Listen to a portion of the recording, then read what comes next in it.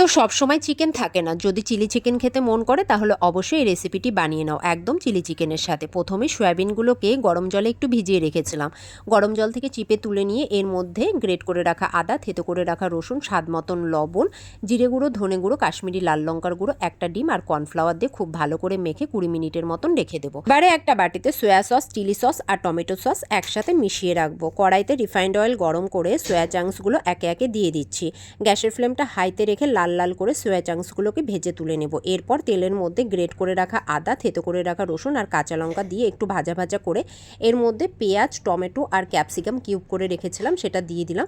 একটু ভাজা ভাজা করে কাশ্মীরি লাল লঙ্কার গুঁড়ো দিয়ে দিলাম আর গুলিয়ে রাখা সসটাও দিয়ে দিলাম। স্বাদ মতন লবণ, পরিমাণ মতন চিনিটাও দিয়ে দিলাম।